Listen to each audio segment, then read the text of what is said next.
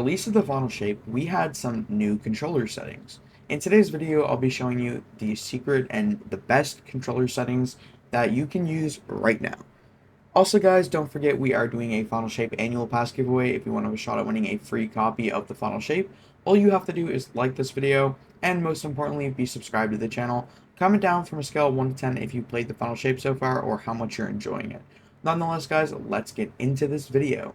So we're going to be talking about controller sensitivity, some secret controller binds, the best sensitivity, and some dead zone settings. A lot of these things were updated with the release of the final shape. So yeah, with no further ado, let's get right into it. So, starting with dead zones, if we head over to controller right, we have max sensitivity, 21.5. This right here, you do not want to play at 1.5 ADS sensitivity. This right here is way too fast. I see a mistake that players make, and especially lower skilled players, that happens very, very commonly. High ADS is going to absolutely mess up your aim, especially even with micro adjustments. This is just way too fast. How are you even supposed to control your aim or even aim down sights without worrying about how fast your reticle is going? You can't. So you're going to want to turn down your controller aim sensitivity modifier all the way to 0.5. This isn't a secret, but it's way more controllable, and it is still so much faster, and it helps with reticle friction, so it's going to slow down better on the enemy. For sensitivity, I prefer 14 sensitivity. This is ideally the best sensitivity in the game for me. A lot of pro players on controller uses sensitivity and ADS. It works well for me. That's not very secret, and it's not something that was updated. So let's get into the updated thing. As we can see, we have dead zone modifiers. We have axial and radial. Axial as in it moves like up and down, how sensitive your joystick is, up to down, and then radial is side to side. So if you guys look, if we turn both these down to 0, you're going to get stick drift. As you guys can see, I'm actually moving in the game, and I'm not moving my joystick at all. Now, a really, really good example, if we head over to hardwaretester.com/gamepad, this will show you if you have stick drift or not. Now, I'm moving my joystick by like half a centimeter, and look how much it's moving right here, guys. Yeah, this is moving a lot, and keep in mind, my thumb is off my joystick and it's still moving. If we test circularity, and we spin the joystick, we get this average. So my joystick is kind of messed up. I've had this controller for a long time. This can help you actually test out how healthy your joystick is. So if we test circularity, we can see right here, we can't really make circles with it, and that's because of the dead zone, right? So how do you fix this? Well, this is where the dead zone updates really, really save your life. So as you guys can see, I have stick drift. What I do is I slowly move my joystick up by 1, right? So we go 0.2, 0.2. A good way to test this instead of in-game is the menu. Move your joystick in the menu. If you still get stick drift, then that means you need to increase your dead zone, right? As you guys can see, I'm still getting stick drift. I increase my dead zone. Still a little bit of stick drift. I increase my dead zone by 1. Now I'm still getting a little bit, so I have upgraded by 1. Now I'm not getting any stick drift whatsoever, and I'm just able to make micro adjustments. So for me, 0.06 is the best for me. Now I would like to clarify, guys, if you're on console, just test the way I did. You don't have to go to that gamepad viewer website. But yeah, no, I'm not getting any micro movements at all. My finger's on my joystick and I'm moving right, so this is going to make micro adjustments much easier. Same with ADS, as you guys can see. Micro adjustments, I'm moving my joystick just by a little bit, and that's that. So, the next part about this is controller settings. How in the world do we customize our controller? I get a lot of cheating accusations for how fast I crouch. Obviously, that's really, really slow. So in-game, when I switch this to custom, this is how fast I'm crouching. A lot of people accuse me of cheating because I'm crouching so fast.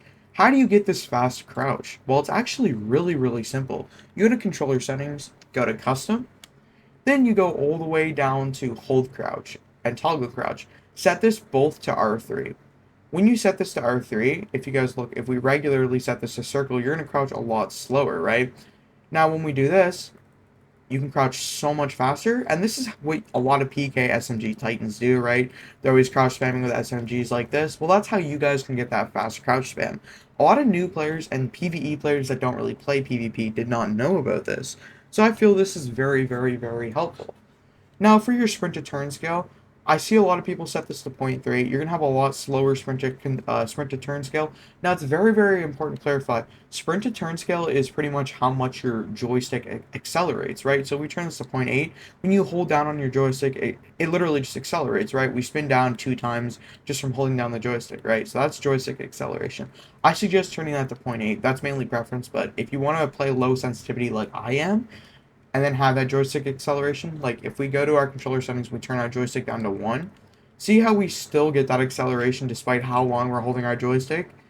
Even 1 sensitivity, you still have acceleration. You want that because in tight situations where you're playing good players and you have to move fast, you need that extra acceleration to help you get that upper hand on the good player.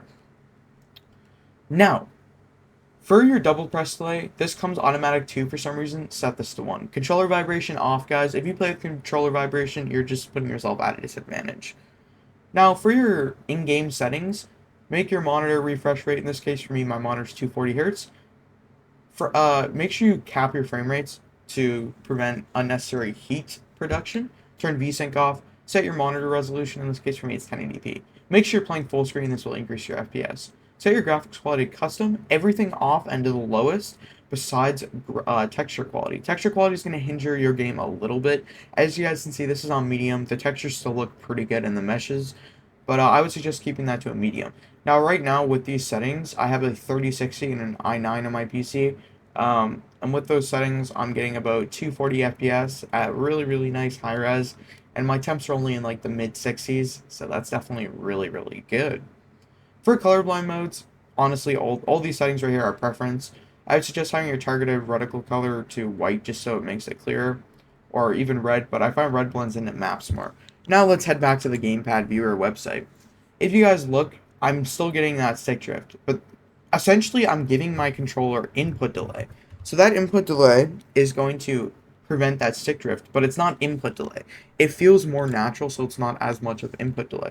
Now, if we look at our buttons, we have 0 millisecond delays. For our buttons are completely fine. Now, if we look at our other thumbstick, our right thumbstick right here, we can see our micro adjustments are absolutely fine. But this one has crazy stick drift. If you guys look, I'll actually zoom in really quick here for you guys, because I feel like it's a little bit hard to see. But if we zoom in here, we can just see the amount of micro adjustments that are being made. See how laggy our joystick is? This is kind of how you test if you have stick drift, especially if you have an older controller. If we test circularity, we can't draw our joystick in those circles, right? So it's really, really weird. That's like the major thing here. So yeah, I would highly, highly recommend copying these settings that I have here. These are going to be the best settings in the game by far. See how we can't really draw a circle? I mean, it's literally impossible for us to make a full joystick circle, and that's going to really mess us up. So yeah. Setting last because it is by far the most important setting in this entire game. I cannot stress this enough, guys. Use this setting right now. So head over to gameplay, right? You see radar opacity, radar background opacity, subtitles, colorblind mode, full auto firing, full auto melee, turn those both on. Then we have reticle location. Now, if you're on PC, this is going to be center default. Now, you may be wondering, Hectic, what does reticle location mean? It cannot sound as simple as that, okay? Well, it is as simple as that, reticle location. Reticle location is essentially how and where your reticle is placed on the map. Now, if you guys look, we're on this map right now. We're on Anomaly. We're loading into a private match. I wanted to save this for the last because I felt it was the most important setting in the entire game. Okay, so you guys see this little circle right here on my screen. Right there where I'm aiming down at.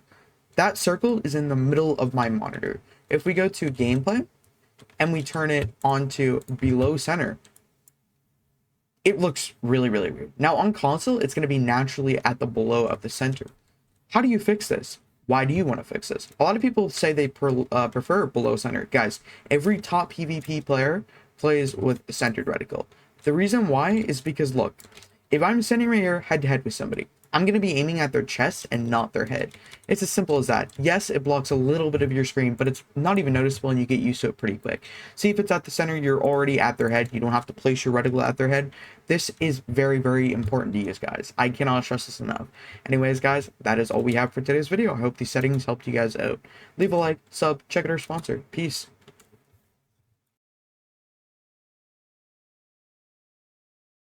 Guardians, I would like to recommend you a fantastic service. Diving.net, you can find teams to complete different activities like raids, dungeons, Trials of Osiris, exotic farming, and many more endgame activities. The best part about the service is it does not require you to share your account information whatsoever. You don't need to give your login or password to order a service that you like. All you have to do is select the self-play option. To do this, select something you like. In this case, I'll do Crow Design. You're going to choose your clear option. I'll be doing the full clear, so click full clear. Then select the self-play option.